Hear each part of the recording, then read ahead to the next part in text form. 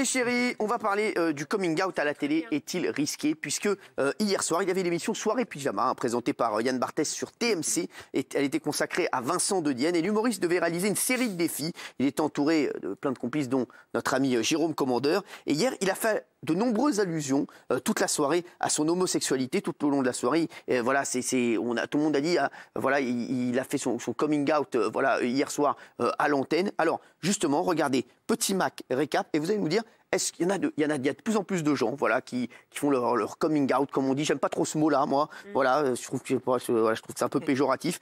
Voilà, à l'antenne, il y a Laurent Ruquier aussi, qui l'a fait il y a quelques temps là dans Le Parisien. Il y a Christophe Beaugrand. Il y a même voilà, Mounir Majoubi qui l'avait fait en une de Paris Match. Regarde. Hier soir, TMC proposait à ses téléspectateurs une nouvelle émission intitulée Soirée Pyjama autour de l'humoriste Vincent De Dienne. Une émission de sketch et de parodie dans laquelle le comédien s'est livré à plusieurs reprises à des confidences sur son homosexualité. Est-ce que tu veux t'allonger? Oui, j'ai toujours rêvé que tu me poses cette question. Oui, mais allonger pour parler. Ah, pour parler? Pour parler. Oui, on peut parler avant si tu veux. Une chose qu'il n'a jamais cachée, ni dans ses chroniques, ni dans ses spectacles, mais que certains semblent avoir découvert hier soir. Vincent De Dienne est gay? Et à en croire les messages de quelques internautes, ces révélations et l'engagement politique qu'il semble avoir pris n'a pas plu à tout le monde. Enfin, la discrimination positive permet encore aux gays de dire en toute occasion qu'ils veulent coucher en permanence avec qui leur plaît. Le déchaînement que ce serait si un hétérosexuel faisait de même. Émission tellement nulle et pas drôle avec un Vincent De Dienne obligé de rappeler qu'il est homo toutes les 5 minutes. Que la famille classique, c'est nul et réactionnaire. Énorme naufrage, t'es mauvais mec. Même Didier Lestrade, un journaliste et militant LGBT, s'est opposé au comédien qui prétend qu'il est plus difficile de faire son coming out quand on est comédien, une déclaration qui semble avoir beaucoup agacé le journaliste. Faire son coming out lorsqu'on est acteur est encore plus difficile, ah oui? Et le boulanger du coin? Alors selon vous, le coming out à la télévision est-il risqué? Alors, c'est une question qu'on vous a posée, qu'on vous pose également. Alors, c'est vrai voilà, que moi j'aime pas, voilà, je vous le redis, hein, j'aime pas le mot coming out. Est-ce que vous pensez que c'est risqué? Parce qu'on part en fait de la déclaration de Vincent De Dienne qui a énervé Didier Lestrade, voilà, qui a d'ailleurs Didier Lestrade qui est celui qui a inspiré le magnifique film 120 battements par minute. Et c'est vrai que voilà, il disait voilà, c'est aussi difficile, c'est plus difficile de faire son coming out quand on est artiste, quand on est comédien. Alors, est-ce que il est risqué de le faire à la télé? Vous, Gilles Verdez, vous dites non. Non, c'est pas plus difficile quand on est artiste. C'est pas encore facile et je le déplore. Il faut que ce soit naturel ou qu'il n'y ait aucune polémique. Mais quand on est artiste, on est quand même dans un milieu, entre guillemets, privilégié. Même si à l'image qu'on renvoie, c'est plus facile. Effectivement, c'est bien trouver le boulanger du coin. Les gens qui sont dans des milieux où, hélas, ça pose encore problème, c'est beaucoup plus risqué. Et pour moi, même si c'est un tout petit peu risqué, il faut le faire parce que les artistes donnent l'exemple. D'accord. Vous pensez qu'il faut le faire parce que ça il faut le faire. Donne l'exemple. Alors, exactement. Alors hier, on a compilé toutes les allusions de Vincent De Dienne. Regardez dans la soirée. Hello Brad Pitt. Courage for repeopling the world. And just in case, comme at home. Régulièrement, Yann, je te demanderai de prendre ma température à l'aide de cet accessoire. D'accord. Est-ce que tu veux t'allonger? Oui, j'ai toujours rêvé que tu me poses cette question. Oui, mais allonger pour parler. Ah, pour parler? Pour parler. Oui, on peut parler avant si tu veux. J'ai une anecdote gênante pour Vincent, avec qui j'ai longtemps essayé d'entretenir un flirt, qui s'y est toujours refusé, et qui par contre est très intéressé par mon fils. Et ça, ça m'énerve. C'est vrai? Que je mets des cœurs à chaque fois qu'il met une photo, c'est vrai. Alors, voilà, donc c'est vrai, il y a plein de gens qui ont réagi là-dessus. Vous, Jean-Michel Vert, vous dites non. Gardez bien tous vos petites cartes. Oui, non, mais un peu comme Gilles, voilà, c'est un milieu quand même favorisé, on a la carte, et c'est même plutôt bien vu d'ailleurs d'être homosexuel dans le milieu. Pourquoi vous dites bien vu? Eh ben parce que, je sais pas, c'est un peu... Si, tu passes quoi, un gros bout Dans 3 arrondissements de Paris, Jean-Mi, de quoi tu parles? S'il vous plaît, terminez. Moi, c'est ce que je pense. Laissez-le terminer. Ça fait toujours broncher, je trouve, quand t'es un peu... eh ben, c'est ce que je pense. Toi, peut-être tu ne trouves pas ça. Mais moi, je trouve, voilà, c'est quand même plus facile de dire que t'es gay, ça fait bronchouille, que quand t'es hétéro, tu passes pour un beau. Alors, il y a un journaliste, voilà, un grand J'en journaliste. souffre, hein, je suis Il y a un grand journaliste qui me dit... Non, mais il y a un grand journaliste qui me dit, est-ce qu'un hétérosexuel fait son coming out? Non, c'est un signe de respect de considérer qu'il n'y ait pas besoin de faire son coming out pour un gay. Il ne devrait pas avoir besoin de le faire. Voilà. Ah oui, dans le monde, oui, il a raison. Ce serait un monde formidable. Bien sûr, il n'y aurait pas de racisme, il n'y aurait rien.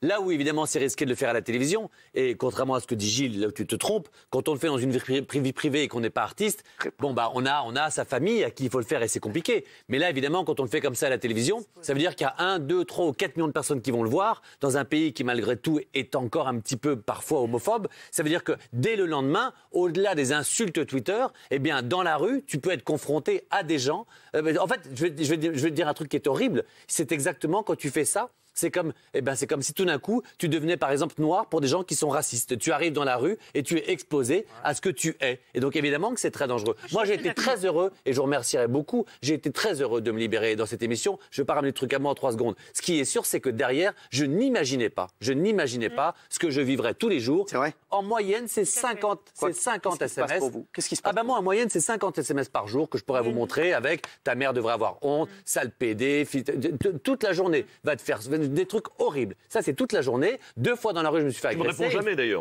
Une fois. Il est bon. Ah, vous dédramatisez. C'est drôle. C'est vrai qu'une fois, je me suis fait agresser dans la rue, je vous ai appelé très gentiment derrière et à chaque fois, vous répondez, vous êtes un amour. Une fois, je me suis sorti d'un taxi qui m'a sorti Manu Militari. C'est très violent. C'est vrai que ça, c'est très dur. des images horribles qu'on veut pas voir. Et c'est vrai, Mathieu, je ne savais pas vraiment que vous aviez autant de SMS tous les jours. Oui, souvent, j'en fais des captures parce que je me dis, qu'est-ce que je pourrais en faire? Et qu'est-ce que vous vous dites, Mathieu, à ce moment? Est-ce que ça vous touche vraiment, franchement?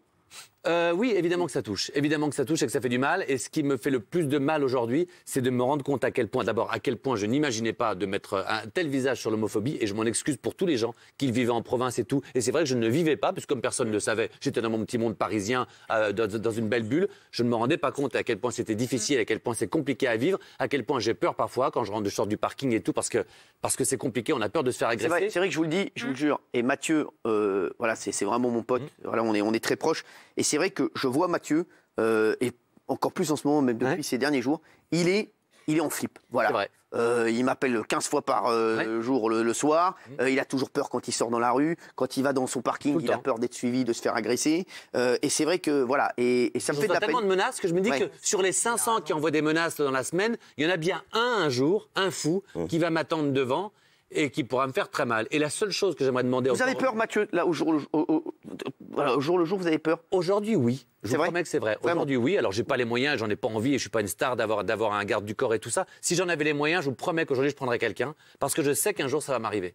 Oui, mais Mathieu, c'est condamnable. Hein. Tu peux faire tes captures d'écran et porter plainte. Oui, mais le jour où je me ferai écraser dans la rue, si tu veux le fait que ce soit condamnable. Et ce qui est horrible aujourd'hui, en plus, c'est qu'on est dans un pays où on autorise aujourd'hui, les gens le font à visage découvert. Ils marquent leur prénom, Michel, machin, leur photo et te disent sale PD, va te faire machin. Ça, les réseaux sociaux, comment se fait-il que autant de haine soit autorisée sur les réseaux sociaux? C'est un autre sujet.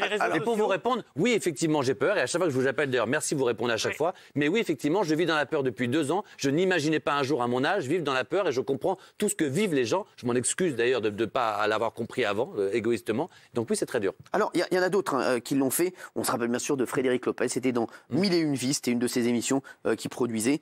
Vous pensez qu'il faut le faire, que c'est risqué?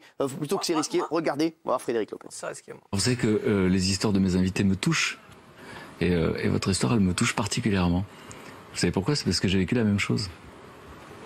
Pendant très longtemps, j'ai eu peur de cette homosexualité que je ressentais. Et au fond, aujourd'hui, je suis quelqu'un qui accepte. Tout le monde le sait autour de moi. Je n'en ai jamais parlé publiquement. Et j'en parlerai jamais d'ailleurs. Mais je voulais vous dire que uniquement parce qu'il y a des enfants et des adolescents dans ce pays qui se suicident, parce qu'ils ressentent ça, et uniquement parce que vous le faites à visage découvert, j'ai choisi d'en parler publiquement aujourd'hui. Pour la seule fois de ma vie. Je sais que ça va surprendre beaucoup de gens. Mais c'est parce que vous m'inspirez beaucoup. Je trouve que vous êtes très très très courageux. Et donc c'est l'authenticité, c'est le secret du bonheur. Alors, Jean-Michel, vous avez dit tout à l'heure, vous avez dit que être homo était une mode.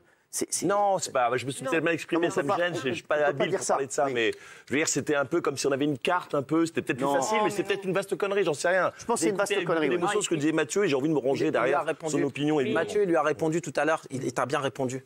3 arrondissements, il t'a dit Mathieu. Oui, mais il a 3 arrondissements. On parle de toute la France. Moi, je vais vous dire, je fais des livraisons le matin et les gens, ils ont facilité à me parler parce que je suis en bleu de travail et ils viennent me parler. Et parfois, il dit, moi, j'aime bien lui, j'aime bien lui. Et à chaque fois, je m'engueule avec les gens parce qu'ils me disent, ouais, l'autre aussi, j'aime bien le gay. Ouais, ça. Ça se dit Ouais, pas, le PD, ça. le machin, ouais. Voilà. Voilà. Ça, je ne peux pas vous le dire, parce que Ouais. moi, si moi je le dis, ils vont me dire, ouais, lui, Sûr, il le dit, voilà, PD le dans PD. TPMP, Les mecs, ça, ils me le j'entends tout le disent. temps. Je suis en train de décharger, mais ouais, l'autre, des fois, il dit n'importe quoi, le PD. Pourquoi tu parles comme ça? C'est comme ça, il faut arrêter avec ces Là, lui, il nous comportements-là. refait la scène quand il s'embrouille avec le mec. Pourquoi tu parles comme ça?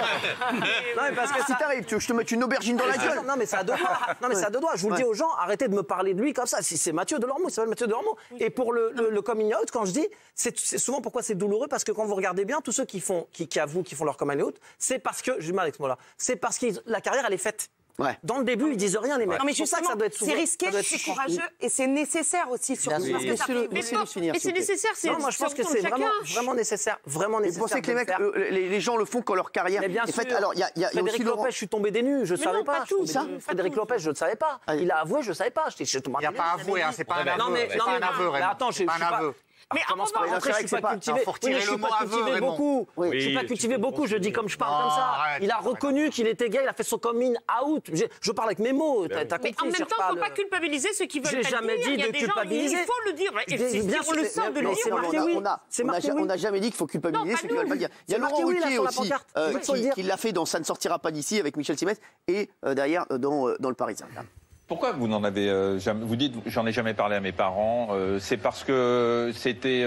Parce que ça ne gêne, s'est pas c'était- fait, parce que moi-même j'ai découvert mon homosexualité tardivement, je dois dire. Donc 22 ans. J'étais déjà parti de chez eux, donc je n'allais pas les embarrasser avec ça. Et puis dès que j'ai eu, on va dire, un ami régulier, ils ont très vite compris, ils l'ont accepté. Il n'y a jamais eu aucun problème. Michel, je vous rappelle quand même, j'ai été un des rares à faire mon coming out sur scène. J'ai fait mon coming out dans les Tout à années fait. 90, à une époque où peu de gens le faisaient. Non, je l'ai jamais C'était, caché. J'ai pas. En revanche, j'ai Enfin jamais- gentil, c'était dans la pièce. Voilà, Enfin gentil, exactement. ouais. En revanche, j'ai jamais voulu être un porte-parole.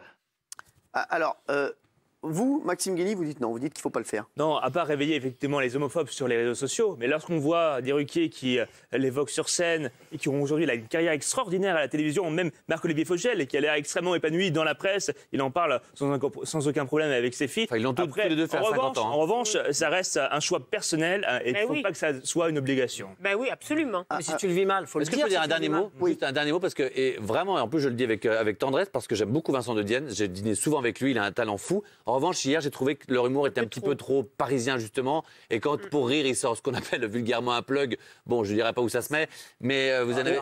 On imagine que ça se met pas dans le nez. Voilà, je ne suis pas sûr que, et pour la cause, et pour tout ça, c'était très bien en prime time, ce genre de vanne-là. Ça, c'est le petit truc en plus, mais bon, voilà. Écoute, en tout cas, ça a bien marché. Ils ont fait 1 100 000 téléspectateurs.